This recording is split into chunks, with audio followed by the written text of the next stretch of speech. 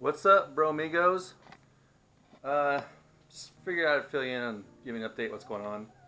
I kind of hit a wall where I was getting really burnt out on just trying to figure out what's wrong. And I haven't really pursued it that hard as far as just wanting to work, because man, I feel like I put a ton of work in this, and then having those issues and then not being able to drive it just kind of made me a little irritated, and so I need to take a little break. But I'm still trying to figure out what's going on and why it's cutting out. So I put the crank sensor in right above the starter, fired it up, ran like crap because it had to do a relearn. Once it did the relearn, it was idling. It would idle fine for a while and then just randomly die. Cranks right over, fires up again, randomly die after running for a while. I mean, it felt like it got like a hair better, but definitely not fixed whatsoever. So then people were saying, oh, try the fuel pressure regulator. So I put a new one on there, and that did not fix it. So the next thing I did was I started digging into the computer. I was checking my all my pins and all my wires at the computer plugs, and still haven't found anything. So the next thing I'm gonna do, I'm gonna pull this seat out so that I can lay underneath the dash all the way and just spend some time under there and look at every single wire and see if I can find, hopefully, some damage, slice, something loose that would help me fix this. If I can't fix it, then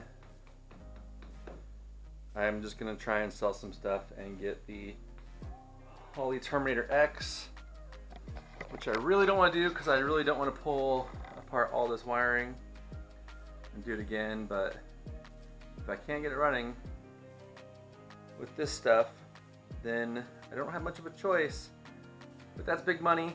I'm not sure I want to spend that yet. But anyways, I want to do that. I'm going to get started on that. Hopefully we can find what's wrong. Okay, I unplugged the computer connectors, and I spent a lot of time up underneath checking out the wiring, looking for any damaged wires, any cuts, scrapes, any marks in the wires whatsoever, any arcing, nothing like that. Couldn't find anything. So I got the multimeter out and the wiring diagram, or like the pin labels, and I checked for power at the harness, and everything is good. Every single thing is checking out good. So I'm going to call this okay underneath here and button it back up. I undid all the zip ties underneath the dash, unbundled stuff, checked wires. So now I'm going to hook that back up to the computer.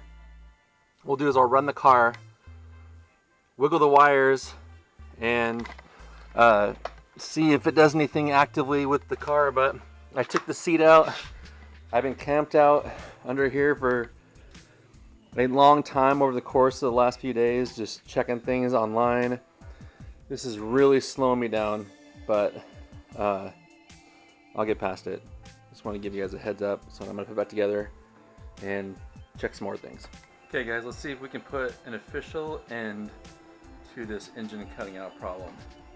First, if you haven't seen this video, let me show you what it does.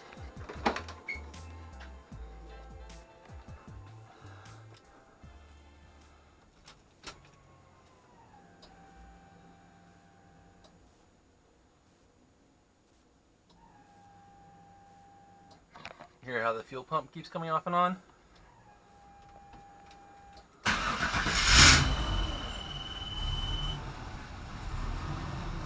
So my buddy came over and I wanted to use his higher quality scanner on the OBD2 to see if his would pick up what was going wrong with the cutout. See, because I just have a little cheap scanner and it didn't pick up anything on there, but I wanted to see if his did. So I fired it up. It did a multi-prime on the fuel pump. It hesitated to cut out right out of the gate. So we unplugged the dash to use the OBD2 port, and my dash uses, the Dakota digital dash uses the OBD2 port. So unplug that, plug the scanner in, the car ran perfectly fine. I'm like, that's weird, okay, maybe it's just a fluke. So we unplugged the scanner, plugged the dash back in, and it ran like crap. We're like, okay, so we unplugged the dash again, and it ran fine. It always ran great with the dash unplugged. So we figured, well, crap, maybe the terminals, or maybe it's not getting the power on the dash. So we checked all the dash connections, and it's getting full power where it needs to. It's grounded just fine. So I called Dakota Digital, and I was explaining the problem, and before I even finished explaining what was going on, they knew exactly what was going on. So I have it's called a BIM module, and what it does is it is the interface between the computer and the dash, where it reads the OBD2 info to display on the dash so that you don't have to run all the sensors. And they said that with my motor it runs the old software. It runs a 1.8 version of software, and that I'm supposed to have this module with a 1.9 version software. So they I got another one, and this one's supposed to have the right software, and I'll show you how you can check the software real quick. But supposedly all I have to do is put in this newer version of this, and it will communicate properly and won't geek out the computer and the fuel pump and priming. It's all because of this. So let me show you how to check the versions. Okay, I'm underneath my dash, just so you know, it doesn't always look like this. This is the aftermath of me unhooking everything and checking all my wires to make sure it wasn't a wiring problem with something I did. So up here, there is my BIM module, the one I have in there right now. And supposedly, let me get you guys set up. To do this, there's a little button on here, right there in the front. You hold that button, turn the ignition on, and it should tell you what version. So let's test that. See right there? 1.8. So 1.8 is the version. I just confirmed it's the old version. Now I need to unhook this and put this new one in real quick. Turn on the version and see if that's what it is. Okay, let's see if we can make this one say 1.9. Hold the button, turn the key on, 1.9. I don't know if you guys heard that the fuel pump only primed once. Okay, we got a new one in there. We confirmed the right software, that what they said it needs to be. So now if I turn the key on, it should still only prime once. If it primes twice, we got a problem. If it primes once, that's a super good sign. And then it should just run fine.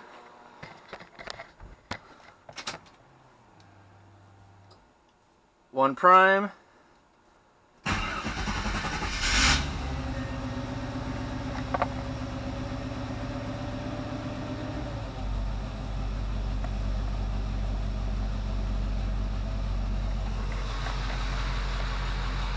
Everything seems good.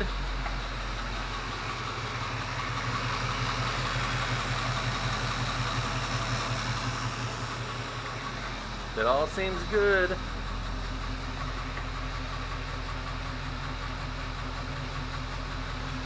Everything on the dash is reading like it's supposed to. Volts, oil pressure, tack, temperatures going up.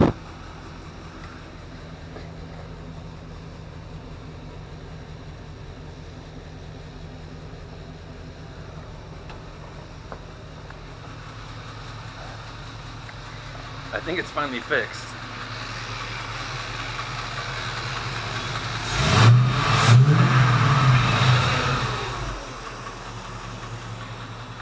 I think it's finally fixed.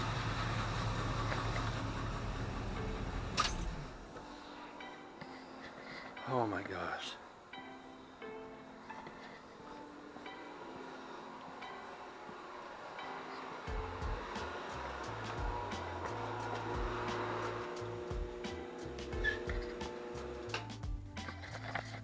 You guys know how much of a freaking relief this is. I was to the point where I had that gap in videos. I hadn't done anything for a while because I was just troubleshooting this crap. And I was getting so defeated and so bummed out that I was really just losing interest and hope. And then when I contacted them on Sunday of Memorial Day weekend, last weekend, not last weekend, but a week and a half ago, 2 weeks ago. And then they told me they knew what the problem was. I was so relieved. But I would not have gotten to that point had we not tried plugging in the other scanner and then hooking the dash to see. So, really sucks that there's that they wouldn't give you a warning, Dakota Digital, on these things, that there might be old software that could cause issues. So I chased my tail for the longest time, but I couldn't even be pissed because I was just so happy that they knew what the problem was. So now I am revitalized, which in that time is why I have done the taillights and the back end of the car, and now I've just got myself way more motivation. So I'm got to get underneath here, clean up the wiring, zip everything back up, just get everything bundled up again.